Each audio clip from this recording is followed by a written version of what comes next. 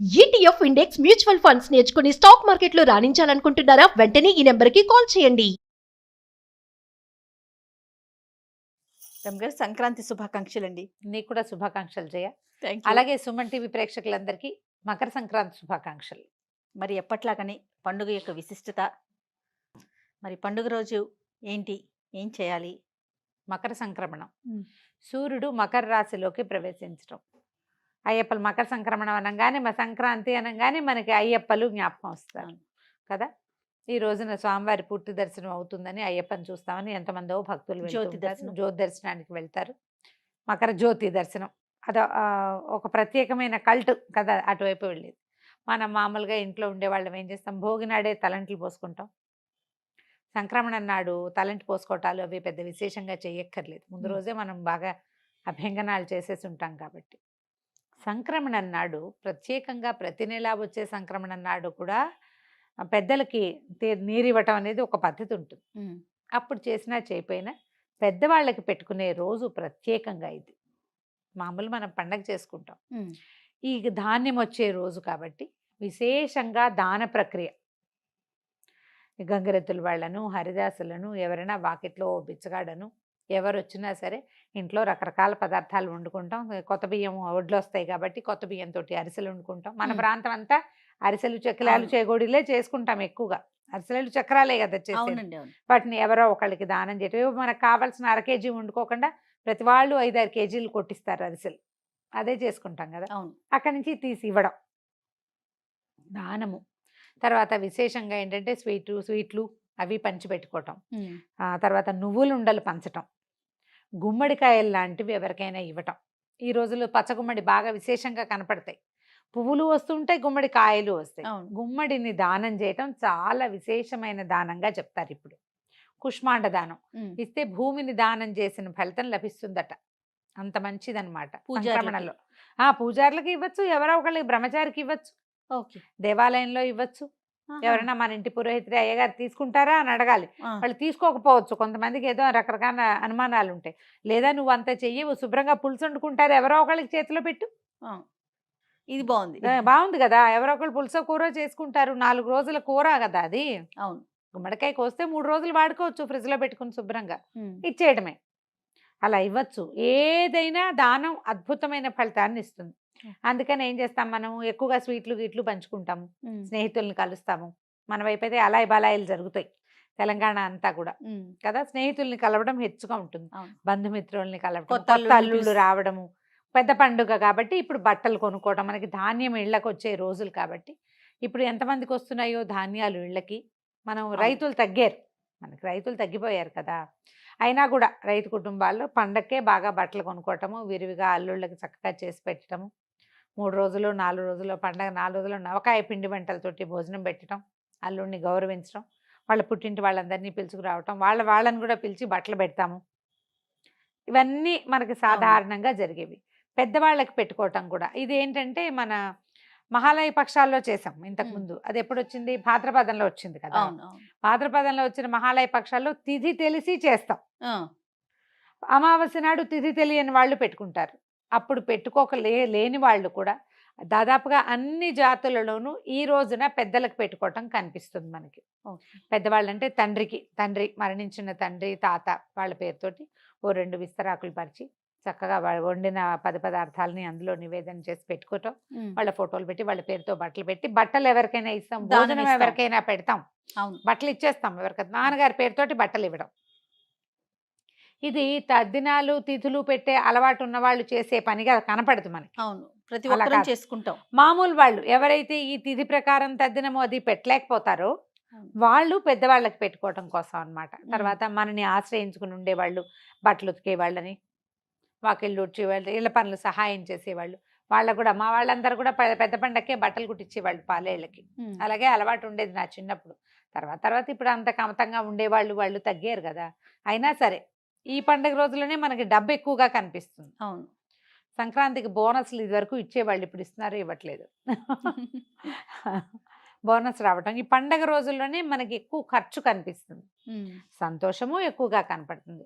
బొమ్మలు పెట్టే అలవాటు ఉన్న వాళ్ళు బొమ్మలు పెట్టుకుని బొమ్మలకి హారతి ఇచ్చుకుని ఇంట్లో తాంబూలాలు ఏమైనా ఇచ్చుకోవటం. ప్రత్యేకమైన పూజా విధానం పాటిస్తామా రమ్మగారు? బాగా ఎక్కువగా కనపడేది ఏంటంటే సంక్రమణం రోజున మనం దాన ప్రక్రియ అంటే పెద్దవాళ్ళకి పెట్టడమే కాకుండా ఎవరికైనా ఏమైనా పంచి పెట్టడం చేయం. ఓహో. ఇప్పుడు ఈ రోజున దేవతలు నిద్రలేస్తారని చెప్తారు. మామూలుగా మనం కాల గమనాన్ని 2 రకాలుగా కొలుస్తాం. అవును 2 ఉన్నాయి. అవును. ఉత్తరాయణం దక్షిణాయనం. దక్షిణాయనం అని. సూర్యుడే మనకి ప్రధాన దైవం. ఉమ్, అతనితోటే మన రోజు. ఆయన ఉంటేనే మన రోజు అంతే కదా. ఎంత పెద్ద జబ్బు చేసినా సూర్యరశ్మి సోకిన వాడి ఆరోగ్యం వేరేగా ఉంటుంది. ఉంటుంది. సూర్యుడే ఆరోగ్యకారకుడు. ఆయన ఈ రోజు నుంచి ఉత్తరం వైపు నడక మొదలు పెడతాడు. ఈ నడక ఉత్తరం పూర్తిగా ఉత్తరం మీదగా వెళ్ళిపోడు, ఉత్తరం వైపుకి వాలి ఉదయించడం మొదలు పెడతాడు. Okay okay. మామూలుగా మనం ఒక సంవత్సరము దేవతలకి ఒక రోజు అని చెప్తారు. ఈ ఒక రోజు అంటే అందులో పగలు రాత్రి ఉండాలిగా. ఒక రోజులో వాళ్ళ పగలు ఏది? ఈ ఉత్తరాయణ కాలం. ఈ మకర సంక్రమణం రోజున ఉత్తరాయణం ప్రారంభం అవుతుంది. ఇక్కడి నుంచి మళ్ళీ ఆషాఢ మాసం ఇంచుమించుగా అప్పటిదాకా ఉత్తరాయణమే నడుస్తుంది. ఆ తర్వాత వచ్చేది దక్షిణాయనం. అప్పుడు ఏం చేస్తాం మనం? మనకి ఎన్ని పూజలు వస్తాయి అప్పుడు.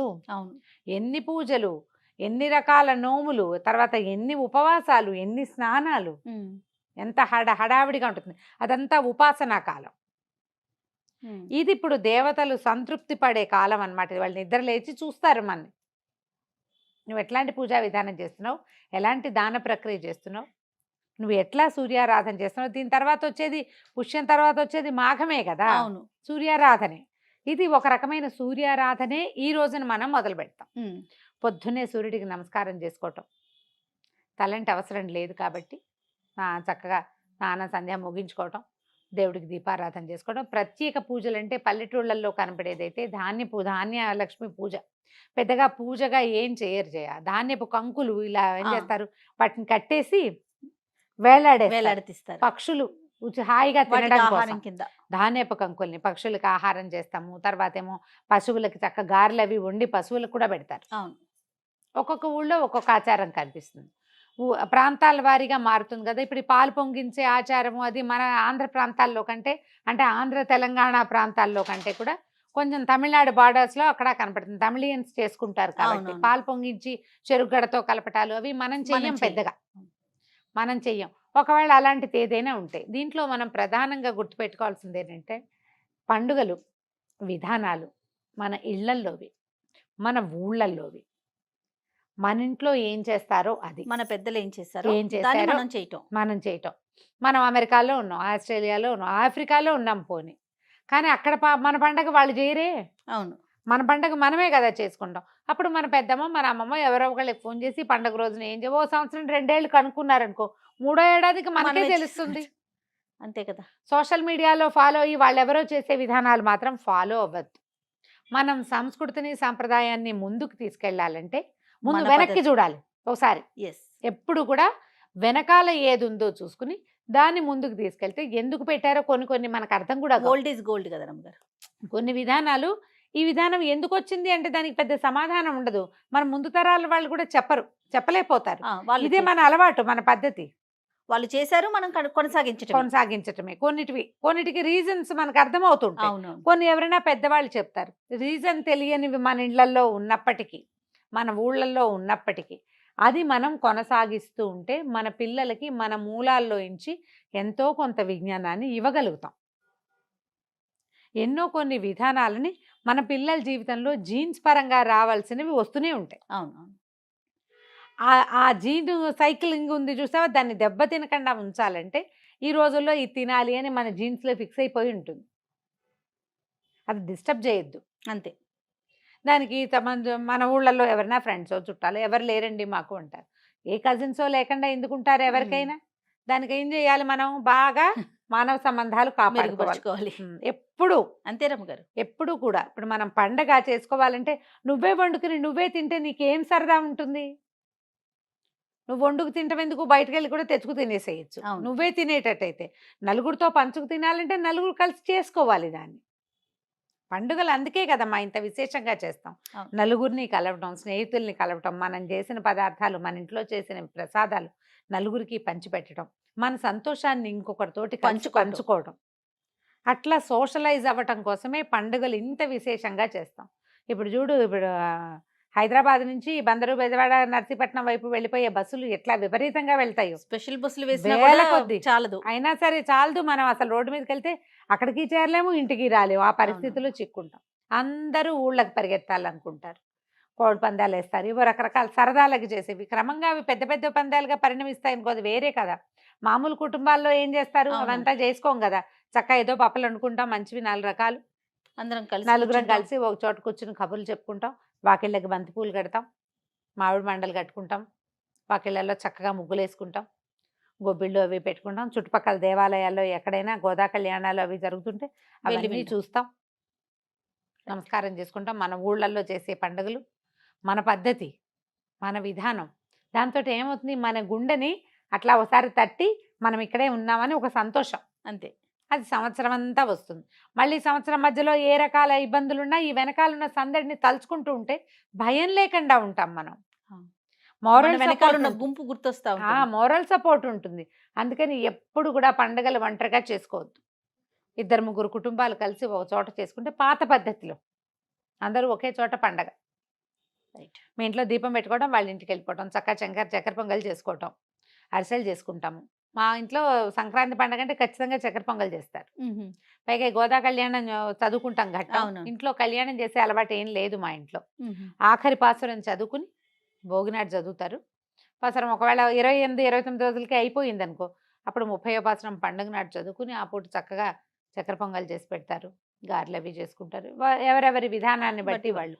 పండుగలు మనం ప్రధానంగా ప్రజలందరితోటి మమేకం అవ్వడం కోసమే వచ్చాయి.